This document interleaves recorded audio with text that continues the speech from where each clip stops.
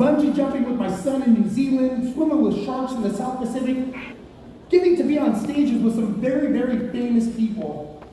But I will tell you, these are things that I only read about as a little kid. Because growing up, I was born in Southern California with 5 siblings, and my parents were blue-collar workers. And they taught me the work ethic.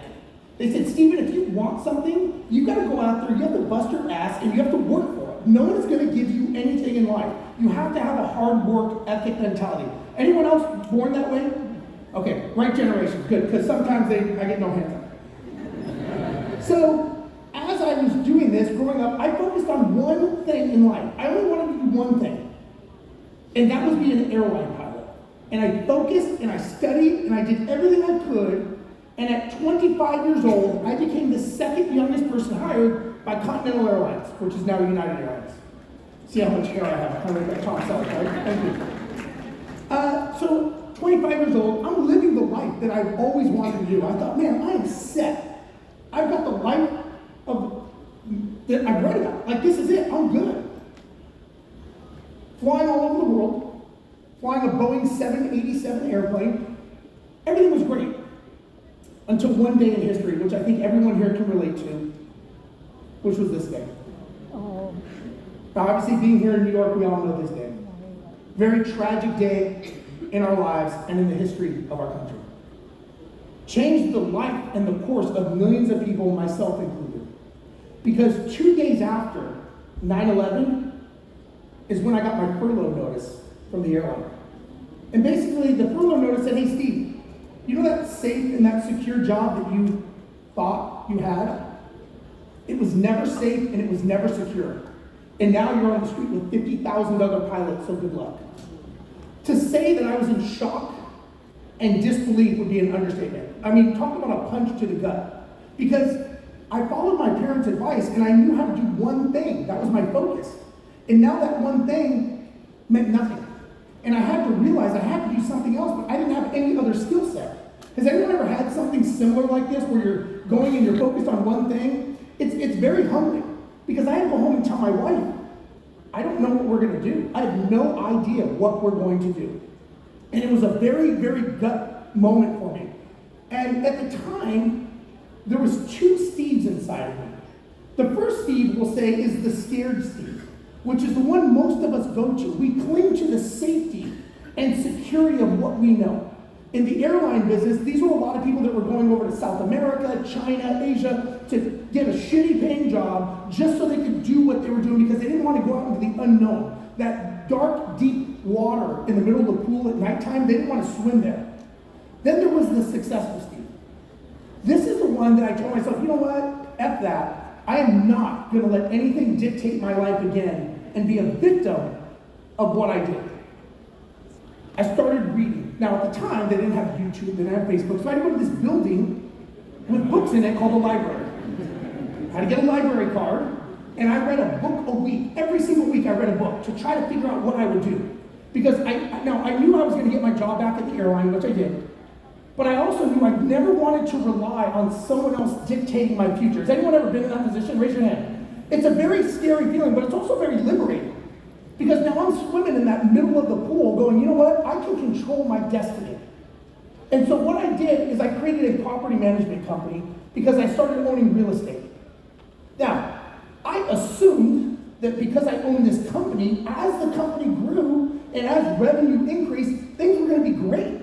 My employees were going to love me. They were going to hoist me up on their shoulders. Money was going to be flowing in. And it was just going to be this euphoric life that I was going to be riding a unicorn over a rainbow every day, and it was going to be amazing. Has anyone ever thought that as you built a business? Yeah, that was exactly the opposite of what my life was. Next thing you know, I'm working 60 to 80 hours a week. The days turned into nights. The nights turned into weekends. I was on the phone dealing with headaches, problems, pissed off people all the time. Anyone relate to that? Yeah. On the weekends, I'd go on vacation, I'm clinging to my phone. My wife's standing there like, really? And as we know as entrepreneurs, you're like, what do you want me to do? I've got to fix the situation, right? Because everything is hinging on me. Everyone's coming to me with their problems. And it just kept getting worse. And it kept getting worse. And I thought back to what my parents taught me. If I just focus on being the hardest worker, I can fix this bubble, right? But it wasn't. It was just getting worse and worse and worse. And I didn't know what to do. After trying so many different things, one day, and I'm going to explain this in a second, I started thinking to myself, wait a second. I'm an airline pilot. I am trained on processes, procedures, checklist, structure. If it works in an airplane, could it work in my company? So we started injecting processes, procedures, structure, simple checklists, and we injected it in every part of our company. And next thing you know, we could see what was working and more importantly, what was not working. And as we kept growing our company, we became the fastest growing company in the state of Texas because this is a no shit flow chart. Can I cuss? Is that okay? Sorry, but I'm going to anyway, so you gotta deal with it. So this is a no shit flow chart that went down the table and through the door of us figuring out if this happens, that happens. If this happens, that happens. And that's what changed our company, was that we took knowledge from another industry, injected it into our company, and we went from a company that was losing money every month to the fastest growing company in Texas. We won a national award for best marketing in North America. We had a 1,471% return on our marketing dollars. Folks, I am not the smartest person on earth. I am not a guru. I am just someone that listens to other people. I get coached, I get mentored, and I execute on everything that I do. The biggest challenge most people have is they don't execute. I don't care if I'm right, I don't care if I'm wrong, but I know I am moving forward because, like many of you in here, when your back is against the wall, you will do whatever it takes to come out swinging, yes or no. That's what I did. The most important thing I had was I had peace of mind. I knew that now I was on the track. Listen, as businesses grow, problems don't go away. You guys understand that, right? We are in the solution business. We're not in the problem business, we're in the solution business. And every time, and listen, I coach hundreds and thousands of people, business owners, just like you all. And they're like, man, if I could just solve this problem. And I tell them, do you really think there's not a problem after this one? Do you think as the zeros add up in your revenue, do you think the problems get smaller or bigger? They get bigger. You have to get better. And you have to learn how to solve those problems faster, more efficient, and more effective every single time. And guess what, folks? Every day you wake up, you have a decision to make. And that decision is you are going to be better or you are going to be worse than the day before. That is it. I don't give a shit. All this other stuff, you make a decision every single day. And if you don't make a decision, guess what? You made a decision. And it's not to be better. Because there is someone right behind you that's going to knock you out and take what's yours. That's business. I knew that we were going to have problems, but more importantly, I realized that we could solve them. And I had solutions for that. And I'm going to explain what that is. Is that what you guys want to see? Yes or no? Okay, 3 people. Good. Okay, good. This is what I want to talk about today. These are the 3 secrets to putting your business on autopilot, and this is what we did. Now, there's some people in here that have, there's some sheets on there. And by the way, if you see down below, there's some social media handles. For those of you that take action and follow me on Instagram or social media, I'm going to give you a free gift. But you have to do it before we're done. The reason is I believe that people who take action should be rewarded. People that sit on the fence and don't do something, if that's how you practice, that's how you play. So for those of you that follow me on social media, let me know, send me a DM. I saw you speak, and I will send you a free gift complimentary because you are doing the one thing that you will never get back. You are investing your time with me. And I think you should be rewarded for giving me your time. So I thank you guys for doing that. This is what we're going to talk about. How do you go from chaos to clarity? How to step away from your operations without it all imploding. The next thing is how do you go from amateurs to A players?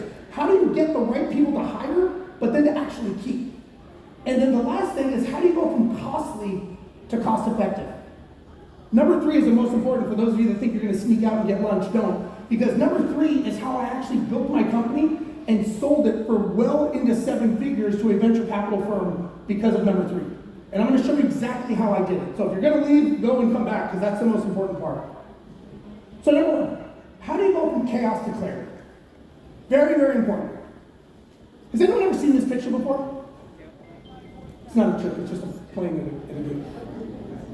Well, when you see this plane, this is actually a plane that I fly. This is a Boeing 777. just give you some reference of this aircraft. This is a 775,000-pound aircraft. It is the length of a football field. Okay? It holds 350 people. When this thing comes up to the gate, it's like an apartment complex with wings. You see doors opening, you see stuff happening, and it just looks like chaos. But to us, it's called the dance. Let me explain to you what happens in the dance. You get 300 people getting off the aircraft. You get all of their bags getting offloaded and dispersed into different places, different planes, different baggage carousels. Cleaners are coming on the plane. They are cleaning all the trash and everything out of the aircraft. And catering is coming from the other direction. They're restocking water, food, consumables. Fuelers hook up these fuel valve lines. Now this aircraft holds 240,000 pounds of fuel. It takes 1 hour of high pressure fueling to fuel this beast of a plane. Maintenance is walking around, they're checking structural integrity, tires, engines, wheels, airframe. Flight attendants, they're in the back. They're checking emergency exits, seatbelts, safety of flight items, and the pilots, we're up front. We're checking the routing, the weather, the destination, flight computers, everything to make sure that we can get all of you from A to B safe, secure, and on time. Okay? In 1 hour, 300 people get back on this aircraft. All of their bags are loaded into the belly, and this thing is buttoned up, and we push back, and not one person has had to talk to anyone else to do their job. I don't care if I'm in London, England, Sydney, Australia, Tokyo, Japan, Los Angeles, Miami, or New York, 24 hours a day, 7 days a week, every minute of every second, this system is working. Think about it. That is a perfect system, folks. This was the aha moment that I had when I was sitting at the gate going, wait a second, why couldn't I do this in my company? Because the thing is after I saw this, I was starting to see light at the end of the tunnel. Like, okay, I can tell you this is not the smartest people on earth that do these jobs. If the fueler doesn't do his job, it doesn't matter how good of a pilot I think I am. We're not making our destination. But why don't planes crash? Good question, right? Because the systems catch our mistakes. You build your business that's system-centric, people just enhance it. Does that make sense, everybody? Now, here's my question to you. What does your dance look like? Is it a mosh pit? Is it a tango? We all have one. Everyone in here has a dance. Could you build your business to have a dance like this? Yeah. If anyone in here says no, then I have bad news for you. You don't own a business, you own a job. Because if you can't step away from what you're doing for 3 hours, 3 days, or God forbid, go on vacation for 3 weeks, it's not a business, folks. It's a job. And it's probably a shitty paying job because it's stress and headache and you are bearing all the brunt of it. You've got to build your dance. You've got to build your system. So the question is how do you do this? The way you go from chaos to clarity is you have to have a world-class system. So what is a world-class system? There are 5 rules. I would write these down. You guys probably know them, but let's write these down. Number 1 is marketing. Marketing makes the phone ring. Very simple. Well, I take myself phone, internet, whatever it is. It's someone raising their hand saying, I'm interested in what you have to offer. Number 2, sales answers that phone and they convert that person to becoming a client. Or they determine they're not a fit for the company. Operations processes that order, and if they process that order, 2 things will happen. Does anyone know what those 2 things are? Anyone got a guess? I'll put you on the spot. I don't know. Repeat customers and referrals. If you are not focused on getting repeat customers and getting referrals, you are spending a lot of time going out there fishing for cold fish when you have warm leads right here. Next is accounting. Accounting pays everyone. And the last is leadership. For those of you who want to take a picture, how's that? Is that better? Do you guys know what this is, what I just described? Does everyone guess what this actually is? This is an organization chart, folks. This is the spinal cord of your company. Think of it this way. This is the foundation of your business. Now, let me ask this. If anyone's ever been involved in building a house, do you build the foundation first and then build the house? Or do you build the house first and then put the foundation in? Which one? Foundation first, right? Who builds a house and goes, oh man, we forgot the foundation. Like, what the hell? Like, now we gotta dig. You'd be like, that's stupid, Steve. How many people have started their business and they don't have a foundation? Many of us do. I was one of them. It's very common. If you are missing a piece, any of these pieces of the puzzle, I will tell you, your business is going to sag. It's going to tilt. It's going to fall. It's just a matter of time. Motivation is like a battery. It will drain over time. The business will run you into the ground if you are missing these key essential things. Something to think about. Who has all these? By the way, raise your hand and be honest. Who has all these? Okay, a couple people. It's not things that we're taught. If you had all these, what do you think this would do to the revenue of your company? Think it would go up or down? It would go up, right? Hopefully. This is the key, folks. Have systems. The next is how do you go from amateurs to A players?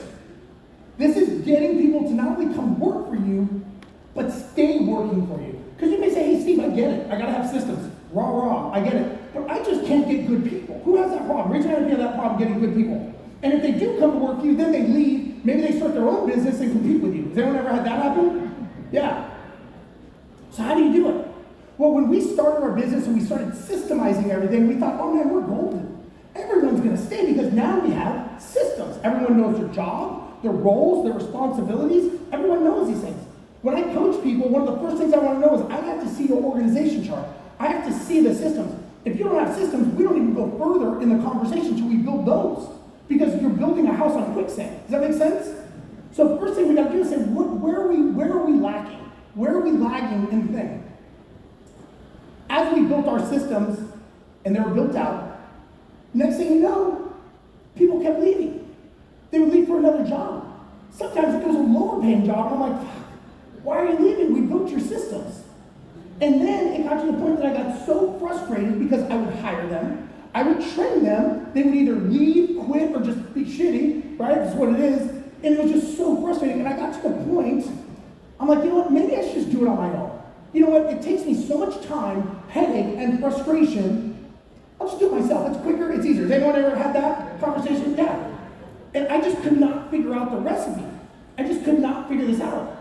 So one day, I'm having lunch with a buddy of mine, and I'm just pissed because I just lost like 2 people to McDonald's or something. And I said, man, people just, they suck, man. I don't know what it is. Like, I wish I could run my company without people. And he's just sitting there, he's a very successful entrepreneur. And I'm going on my rant, I'm like 10 minutes, and he's just sitting there watching. And finally he goes, are you done? I'm like, yeah, I'm done. He goes, Steve, let me explain something to you. He said, people come to work for a paycheck. They stay because of your leadership. I go, dude, exactly, they're not fucking staying. That's the problem. And he just sat there and he just looked at me with a smirk. And that's when it hit me. I was the problem. My lack of leadership was the reason they were leaving. And then he said, hey, Steve, by the way, great employees, they're not bought, they're taught. And it's with your leadership or lack thereof that they will either grow or they will punch out the backside. And I really started kind of thinking like, wow, okay, but I'm like, I don't know how to be that person because you've got to learn world-class leadership if you are building a business, yes or no? Yeah. And for those of you that don't, you may say, well, Steve, I don't even know how to be a leader. I don't think anyone is born a good leader. I think when we're bored, we can eat, we can sleep, and we can poof. That's about it, right? Everything else is a skill set that we learn. To be a pilot, I wasn't born a good pilot. I had to learn. As a speaker, I wasn't born a good speaker. As an entrepreneur, I wasn't born a good entrepreneur. I had to learn that. So wouldn't it be the same to become a good leader? Would you guys agree? Yes or no? Yeah. There are different styles of leadership, right? There is autocratic, there's democratic, there's transformational, transactional, and laissez-faire. It's about all the types of leadership. Do you guys think you're all probably some version of these? Probably. Now, do you think that you are born a good leader or a bad leader? Now, we may get our leadership skills based on our growing education, our background, maybe our parents, maybe we're in the military, something we liked or didn't like, and that forms our opinion, right? And we're just kind of guessing at that point. And again, he's really started hitting on me with this whole leadership thing, and I was like, huh. And then he's like, hey, aren't you some big pilot? And you fly this big old football plane and go out? I'm like, yeah. He goes, and whenever there's a problem or an emergency, like you have an issue, isn't everyone looking to you? I'm like, yeah.